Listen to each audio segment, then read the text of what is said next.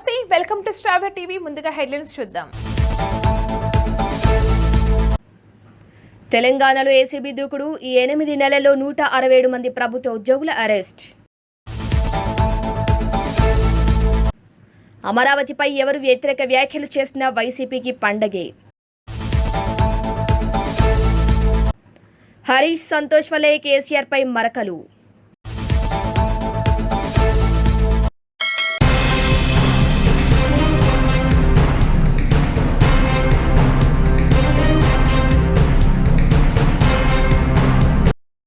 కేసీఆర్ కుమార్తె కవిత మరోసారి బీఆర్ఎస్ పార్టీలో అణుబాంబు వేశారు. కేసీఆర్ పై సీబీఐ విచారణకు ఆదేశించిన అంశంలో కడుపు రగిలిపోతుందని మీడియా ముందుకు వచ్చిన ఆమె కేసీఆర్ పై మరకలు పడటానికి హరీష్ రావు, సంతోష్ రావే కారణమని నేరుగా ఆరోపణ చేశారు.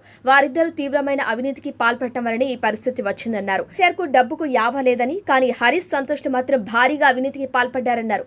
అందుకే హరీష్ రావును గతంలో కేసీఆర్ నీటిపారుదల మంత్రిగా తొలగించారని కూడా కవిత గుర్తు చేసుకున్నారు. తన తండ్రిపై సీబీఐ కేసు నమోదు చేస్తే కేసీఆర్ పరువు పోతే తనకు ఆవేదన ఉండదా అని కవిత కంటతడి పెట్టుకున్నారు. హరీష్ రావు, సంతోష్ రావు వెనుక సీఎం రేవంత్ రెడ్డి ఉన్నారని ఆరోపించారు. తాను ఇవాళ ఇలా మాట్లాడుతుంటే తన వెనుక ఎవరో ఉన్నారని ఆరోపిస్తున్నారని, నిజానికి వారే రేవంత్ రెడ్డితో కలిసి తన తండ్రిపై కుట్ర చేస్తున్నారన్నట్లుగా మాట్లాడారు. కవిత అమెరికా నుంచి వచ్చిన తర్వాత తెలంగాణ జాగృతి సభ్యులతో సమావేశమయ్యారు. హరీష్ రావు, సంతోష్ రావు వ్యక్తిగత స్వార్థం కోసమే అవినీతికి పాల్పడ్డారని మండిపడ్డారు. ఇద్దరు అధికారులు 100 కోట్లతో పట్టుబడ్డారని, వారి వెనుక ఎవరున్నారో తేల్చాలన్నారు. అవినీతి ఆనకొండల మధ్య కేసీఆర్ బలిపశువు అవుతున్నారని ఆవేదన వ్యక్తం చేశారు. కేసీఆర్ పై సీబీఐ కేసులు పెట్టేంత పరిస్థితికి వచ్చాక పార్టీ ఉంటే ఎంత, పోతే ఎంత అని ప్రశ్నించారు. ఈ కేసులో కేసీఆర్ కడిగిన ముత్యంలో బయటకు వస్తారని ధీమా వ్యక్తం చేశారు. ఇప్పుడున్న పరిస్థితుల్లో కవిత వ్యాఖ్యలు బీఆర్ఎస్ పార్టీలో పెను సంచలనానికి కారణమయ్యే అవకాశాలున్నాయి. ప్రజల విషయం తప్పితే పర్సనల్ విషయాలు మాట్లాడే టైము 0.1% కూడా ఉండదు. అటువంటి ఒక మహానేత మీద, అటువంటి ఒక మహానాయకుడి మీద ఇన్ని అబాండాలు వేస్తూ, దాన్ని రోజుకొక రీతిగా చెప్పుకుంటూ, మాట్లాడితే చాలు కేసీఆర్ అవినీతి చేసిండు, మాట్లాడితే చాలు కేసీఆర్ ఏదో 1,00,000 కోట్లు దోసుకున్నాడు, నిజాం కన్నా రిచ్ అవ్వాలనుకున్నాడట. డెఫినెట్గా నిజాం బాటలోనే నడుస్తాం.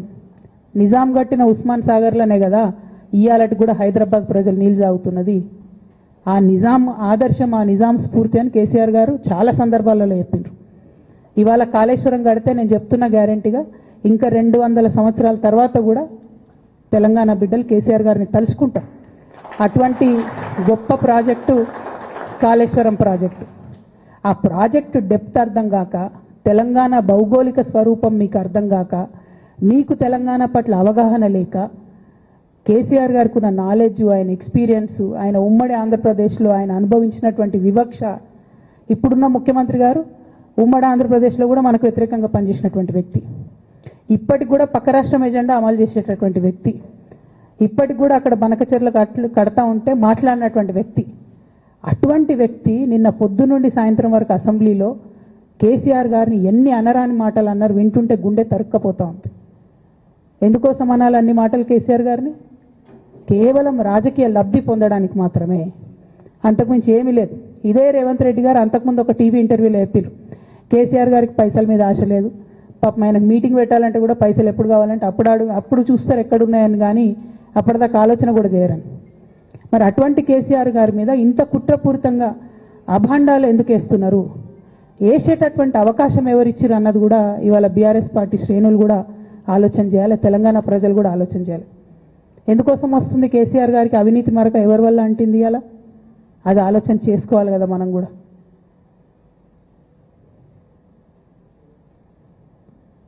కొంతమంది కేసీఆర్ గారి పక్కన ఉన్నటువంటి వాళ్ళు కేసీఆర్ గారి పేరు చెప్పుకొని అనేక రకాలుగా లబ్ధి పొంది, వారు చేసినటువంటి అనేక చెత్త పనుల వల్ల ఇవాళ కేసీఆర్ గారి పేరు బద్నామయ్యే పరిస్థితి వచ్చింది. అయినా మళ్ళీ వాళ్ళనే మోస్తాం, అయినా మళ్ళీ వాళ్ళనే ముందుకు తీసుకెళ్తామని అనుకుంటే పార్టీ ఎట్లా ముందట్టుకోతుంది? ఒక బిడ్డగా నిజంగా నేను బాధపడతా ఉన్నాను. ఇవాళ 5 సంవత్సరాలు ఇరిగేషన్ మంత్రిగా చేసినటువంటి హరీష్ రావు గారిది మేజర్ పాత్ర లేదా దీంట్లో? అందుకే కదా కేసీఆర్ గారు వారిని సెకండ్ టర్మ్లో తప్పించిండ్రు. ఈ మొత్తం కాళేశ్వరం ఎపిసోడ్లో కేసీఆర్ గారికి మరక అంటిందంటే 2-3 వ్యక్తులు కారణం. మాజీ రాజ్యసభ సభ్యుడు ఒకలైతే, హరీష్ రావు గారు ఒకలైతే మెగా కృష్ణారెడ్డి గారు ఇంకోటి మెగానో బోగానో ఏదో ఈ పెద్ద పెద్ద కాంట్రాక్టర్లు అందరితో కుమ్మక్కై కేసీఆర్ గారు ప్రజల కోసం ఆలోచన చేస్తే, నీళ్ల కోసం ఆలోచన చేస్తే, వీళ్ళు సొంత వనరుల కోసం, డెవలప్మెంట్ కోసం, ఆస్తులు పెంచుకోవడం కోసం ఆలోచన చేసి ఇవాళ మీ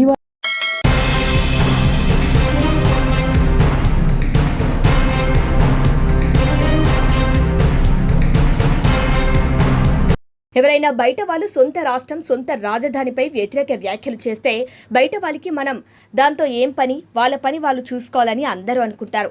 కానీ అదేం రోగమో కానీ ఏపీలో మాత్రం ఆ వ్యతిరేక వ్యాఖ్యలు చేసిన వారిని సగం మంది నెత్తిన పెట్టుకుంటారు. ప్రభుత్వాన్ని తిడుతూ ఉంటారు. రేవంత్ రెడ్డి అమరావతి విషయంలో ఏపీకి లయబిలిటీ అన్నారు, వాతావరణం మైనస్ అన్నారు. అంతే, ఏపీ రాజధానిపై దాడి చేయడానికి ఇంతకంటే పెద్ద ఆయుధం లేదన్నట్లుగా రెచ్చిపోతున్నారు. అమరావతి అనేది ఇప్పుడిప్పుడు పుట్టుకొచ్చిన ప్రాంతం కాదు. ఇప్పుడే దాన్ని వాస్కోడిగామా వచ్చి పెట్టలేదు. అమరావతి భూమి పుట్టినప్పటి నుంచి ఉంది. అక్కడ జనం కూడా ఉన్నారు. ఆ రెండు ప్రాంతాల్లో గుంటూరు, విజయవాడ అనే నగరాలు కూడా విస్తరించాయి. ఇప్పుడు దానికి రాజధాని అని పేరు మాత్రమే పెట్టారు. అంతే, అదెక్కడో అమరావతి అంతరిక్షం నుంచి ఊడిపడిందని, అది నివాసయోగ్యం కాదని, ఉండటానికి కాదని, భవనాలు కట్టలేరని, పరిశ్రమలు రావని ఎవరో చెబితే అది నిజమని చెప్పి అడ్డగోలుగా ప్రచారం చేస్తున్నారు. ఇప్పుడు వైసీపీ నేతలకు రేవంత్ రెడ్డి వ్యాఖ్యలు దొరికాయి. వైసీపీ నేతలకు అమరావతి అంటే వ్యతిరేకత ఉంది. అది అందరికీ తెలిసిన విషయం. మొదట అమరావతినే రాజధానిగా కొనసాగిస్తామని చెప్పి అధికారంలోకి వచ్చి ఆ ప్రాంతాన్ని వల్లకాడు చేసే ప్రయత్నం చేశారు. కానీ ప్రజలు గొయ్యి తీసి పాతిపెట్టారు. అయినా అదే కుట్రలు, అదే వ్యతిరేకం వ్యక్తం చేస్తూ వస్తున్నారు. ప్రజాభిప్రాయంతో సంబంధం లేకుండా ఇలా కుట్రలు చేయటం, సొంత రాష్ట్రాన్ని ఆర్థికంగా నాశనం చేయాలనుకోవటం క్షమించరాని నేరం. దురదృష్టవశాత్తు వైసీపీ నేతలు పదే పదే అదే నేరం చేస్తున్నారు.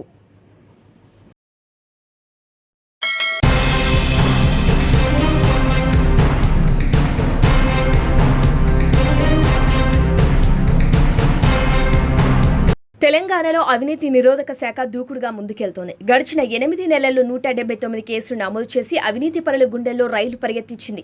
ఇప్పటి వరకు 167 మంది ప్రభుత్వ ఉద్యోగులను ఏసీబీ అరెస్ట్ చేసింది. మొత్తం 44.30 కోట్ల విలువైన ఆస్తులను సీజ్ చేసింది. గత నెల ఆగస్టులో ఏసీబీ 31 కేసులు నమోదు చేసింది.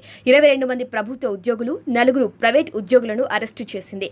కాంగ్రెస్ అధికారంలోకి వచ్చిన తర్వాత ఏసీబీకి ఫ్రీ హ్యాండ్ ఇచ్చింది. అవినీతి అధికారులు ఏ శాఖలో ఉన్నా, ఏ హోదాలో ఉన్నా ఉపేక్షించొద్దని తేల్చి చెప్పింది. ఫిర్యాదులు రాగానే వెంటనే రంగంలోకి దిగాలని ఆదేశించింది. దీంతో లంచాల విషయం తెలిస్తే తమకు సమాచారం అందించాలంటూ టోల్ ఫ్రీ నెంబర్ను, వాట్సాప్ నెంబర్ను జనంలోకి విస్తృతంగా ఏసీబీ అధికారులు తీసుకెళ్తున్నారు. ఇక బాధితుల నుంచి భారీగా ఫిర్యాదులు అందుతున్నాయి. ఆ ఫిర్యాదుల ఆధారంగా ఏసీబీ అధికారులు సోదాలు నిర్వహించి లంచగొండులకు చెక్ పెడుతున్నారు. అక్రమాస్తులు ఉన్న ఆఫీసర్లను గుర్తిస్తున్నారు. ఆదాయానికి మించి ఆస్తులు కూడబెట్టిన ఉన్నతాధికారుల ఇండ్లలో ఇటీవల తనిఖీలు చేసి 100 కోట్ల విలువ చేసే ఆస్తులను ఏసీబీ సీజ్ చేసిన సంగతి తెలిసిందే. ఇక ప్రతి నెల సగటున 20 మంది అవినీతి అధికారులు పట్టుబడుతున్నారు. సగటున నెలకు 20 కేసులు రికార్డవుతుండగా 20 మంది అరెస్ట్ అవుతున్నారు. ఈ 8 నెలల్లో పట్టుబడ్డ వారిలో 20 మందికి పైగా మహిళా అధికారులతో పాటు పలువురు అవుట్ సోర్సింగ్ ఉద్యోగులు కూడా ఉన్నారు. ఏసీబీ నమోదు చేసిన కేసులు, పట్టుబడ్డ అధికారుల లెక్కలు చూస్తే అవినీతిలో ఫస్ట్ ప్లేస్లో రెవెన్యూ శాఖ, రెండో ప్లేస్లో పోలీస్ శాఖ, మూడో ప్లేస్లో మున్సిపల్ శాఖలున్నాయి.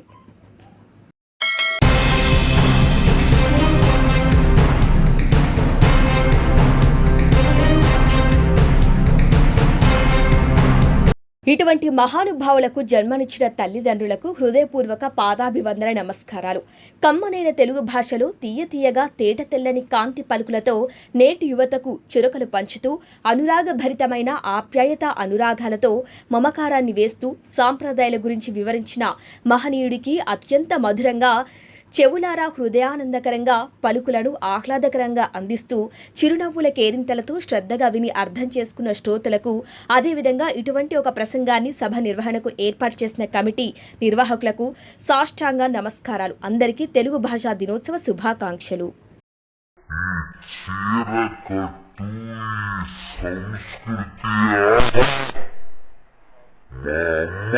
ఎక్కడున్నా ఇప్పుడు మా అమ్మ మీలో కనిపిస్తుంది. మా అమ్మ ప్రతి అమ్మలో మా అమ్మ కనిపిస్తుంది. ఈరోజు నాకు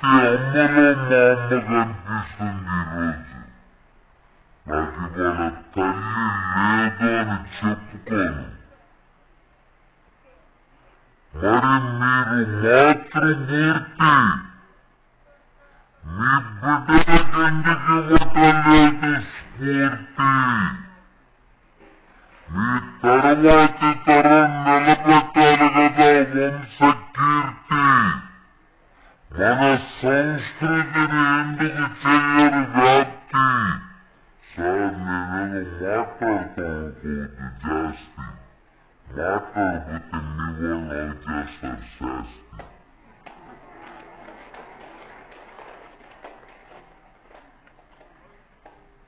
మన సంస్కృతి మీరివ్వాలన్న ఆకృతి, స్త్రీ అంటేనే ప్రకృతి, స్త్రీ లేకపోతే మగవాడి వికృతి. స్త్రీ అనే పదం పవిత్రమైన అన్నమయ కృతి. మీరుంటేనే పని చేస్తుంది మాకు మతి. స్త్రీయే సమాజానికి గతి. స్త్రీ ఉంటేనే అంత పురోగతి. స్త్రీ లేకపోతే అధోగతి. అందుకే తాళి కట్టంగానే మీరయ్యారు శ్రీమతి. మరి మీరేమిస్తున్నారు బహుమతి? ఈ అన్న మాటకి ఇవ్వాలి మీరు ఆనతి. దానికి చెయ్యాలి మీరు ప్రణతి. అది చెప్పడానికి చేస్తున్న వేదిక మీద వినతి. మీ చిరునవ్వే కదమ్మా ఈ జగతి, లేకపోతే మేమంతా అయిపోతాం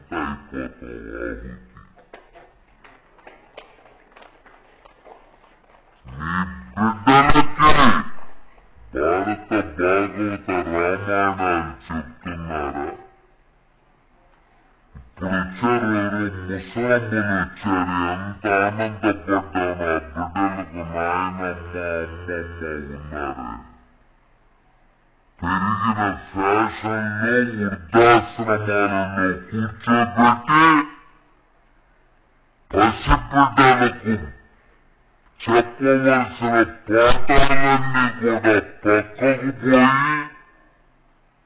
వాళ్ళ బాధల్ని వివరించడానికి ఒక అమ్మమ్మ నాయనమ్మ లేని ఈ ప్రపంచంలో ఎలా ఉంటుంది వాళ్ళ బ్రతుకు? మీరా పిల్లవాడు పాపం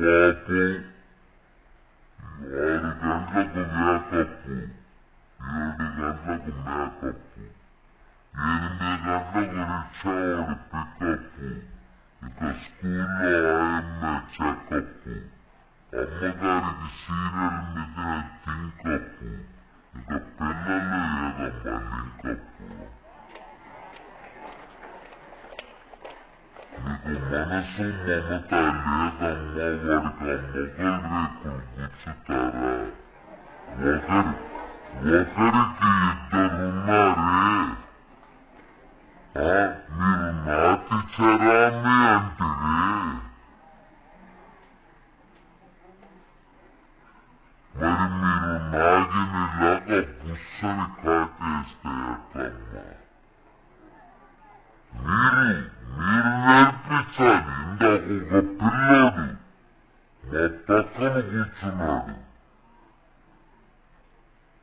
సార్ నిజంగా చిన్న పిల్లోడైనా వాడికి నమస్కారం చేయాలనుకున్నా.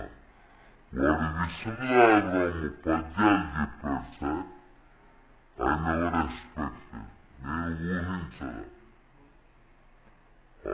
ఆ బిడ్డ 2 పద్యాలు చెప్తే పరవశించిపోయా.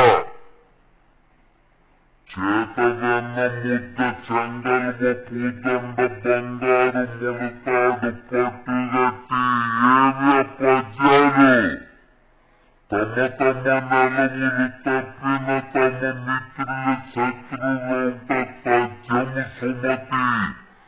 తెప్పలుగా చెరువు నిండిన కప్పలు 10,000 చేరు గదరా సుమతి. హేమంబు కూడబెట్టిన భూమి సలపాలవు భూమిలో సుమతి.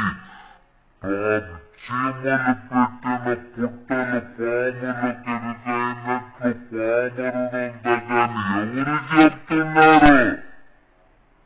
ఎక్కడ మాట్లాడుతున్నారు? భారత భాగవత రామాయణాల ఔపోసన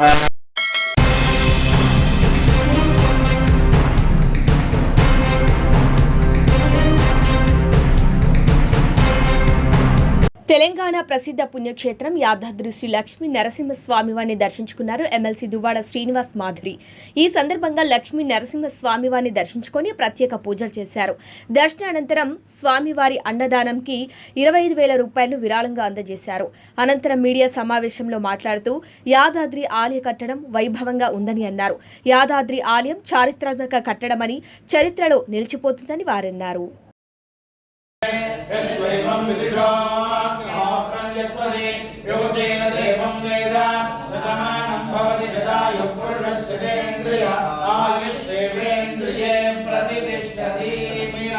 స్వామి దివ్యానుగ్రహ ప్రసాద సిద్ధిరస్తు.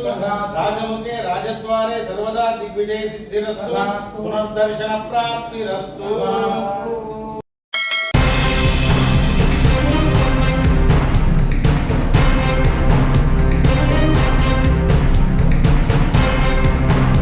రాష్ట్ర తెలంగాణ ఉద్యోగుల జేఏసీ మరియు రాష్ట్ర రెవెన్యూ ఉద్యోగుల సంఘం పిలుపు మేరకు ప్రభుత్వ యంత్రాంగంలో ముఖ్యమైన ఉద్యోగుల భద్రత కొరకు సిపిఎస్ రద్దు చేసి పాత పెన్షన్ విధానాన్ని అమలు చేయాలని ప్రభుత్వాన్ని కోరుతూ ఉద్యోగుల జేఏసీ మరియు రెవెన్యూ ఉద్యోగుల సంఘం పెద్దపల్లి జిల్లా శాఖ ఆధ్వర్యంలో పెద్దపల్లి జిల్లా కలెక్టర్ ముందు నిరసన కార్యక్రమం నిర్వహించారు ఉద్యోగ సంఘాల నాయకులు. ఈ సందర్భంగా రెవెన్యూ ఉద్యోగుల సంఘం జిల్లా అధ్యక్షులు మహేష్ కుమార్ మాట్లాడుతూ ఉద్యోగ సంఘాల న్యాయమైన డిమాండ్లను ప్రభుత్వం వెంటనే పరిష్కరించాలని, ప్రభుత్వ పథకాలు అమలు కావాలంటే ఉద్యోగుల పాత్ర కీలకమని, రాజకీయ నాయకులు, ఎంపీలు, ఎమ్మెల్యేలు తమ పదవీకాలం అయిపోగానే ఎలాగైతే పెన్షన్ తీసుకుంటున్నారో అలా మా ఉద్యోగులకు పెన్షన్ విధానం అమలు చేయాలని వారన్నారు. ఈ కార్యక్రమంలో రెవెన్యూ ఉద్యోగుల సంఘం జిల్లా అధ్యక్షులు Mahesh Kumar, general secretary Suman, treasurer Rajireddy, organising secretary Santosh Singh మరియు రెవెన్యూ ఉద్యోగులు, ఇతర శాఖల ఉద్యోగులు పాల్గొన్నారు. ఈరోజు పాత పెన్షన్ అమలుకై తెలంగాణ రాష్ట్ర జేఏసీ మరియు రెవెన్యూ సంఘం ఆధ్వర్యంలో పెద్దపల్లి జిల్లా ఐడిఓసిలో నిరసన కార్యక్రమం చేపట్టడం జరుగుతుంది. ఇటు కార్యక్రమంలో భాగంగా ప్రభుత్వానికి మేము విన్నవించేది ఒకటే, పాత పెన్షన్ విధానాన్ని త్వరగా అమలుపరిచి మాకు న్యాయం చేయాలని కోరుచున్నాము.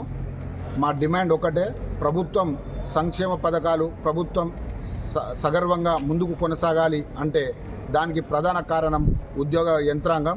సో దాంట్లో భాగంగా నేడు ఎంపీలకు కానీ ఎమ్మెల్యేలకు కానీ ప్రభుత్వ ప్రజాప్రతినిధులకు ఏ విధంగానైతే వాళ్ళ కాల పరిమితి ముగిసిన వెంటనే పెన్షన్ విధానాన్ని అమలు చేస్తున్నారో అది చాలా శుభసూచకం. అదేవిధంగా మా ఉద్యోగులందరి పక్షాన మేము కోరేది ఒకటే, మేము సుమారు 25 సంవత్సరాల నుంచి 62 సంవత్సరాలు 60 సంవత్సరాల వరకు 30 సంవత్సరాల మా యొక్క జీవిత కాలాన్ని మేము ప్రభుత్వ సేవకై అంకితం చేస్తున్నాము. అట్లాంటి మరి 30 సంవత్సరాల సర్వీసు పూర్తి చేసిన మాకు పెన్షన్ ఇవ్వకపోవడం అనేది చాలా బాధాకరం.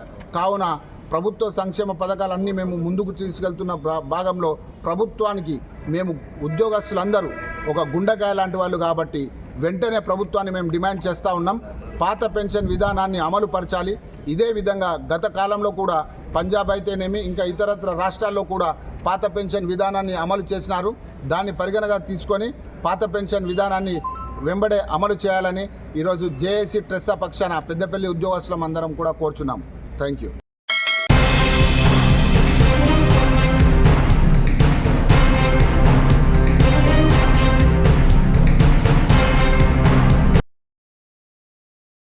నకరికేల్ పట్టణంలోని ప్రాథమిక వ్యవసాయ సహకార పరపతి సంఘం వద్ద యూరియా ఎరువు కొరత రైతులను తీవ్ర ఇబ్బందులకు గురిచేస్తోంది.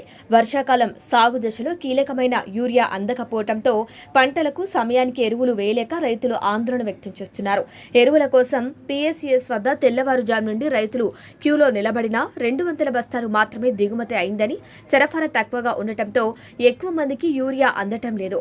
దీంతో రైతులు ప్రైవేటు మార్కెట్ల వైపు మొగ్గు చూపాల్సి వచ్చినా అక్కడ కూడా సరఫరా తక్కువ ఉండటంతో ఎక్కువ ధర పెట్టి కొనాలన్న యూరియా లభించడం లేదని రైతులు ఇబ్బంది పడుతున్నామని తెలిపారు. సకాలంలో యూరియా అందకపోతే పంటలు దెబ్బతింటాయని, ఈ సమస్యను వెంటనే పరిష్కరించాలని రైతులు అధికారులను కోరుతున్నారు.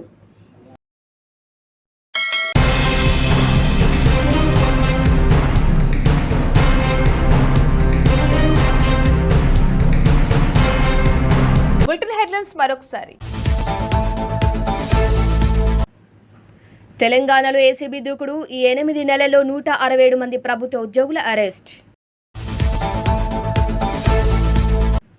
అమరావతిపై ఎవరు వ్యతిరేక వ్యాఖ్యలు చేసినా వైసీపీకి పండగే. హరీష్ సంతోష్ వలే కేసీఆర్పై మరకలు. ఇవి వాళ్ళ bulletin updates. Keep watching star TV.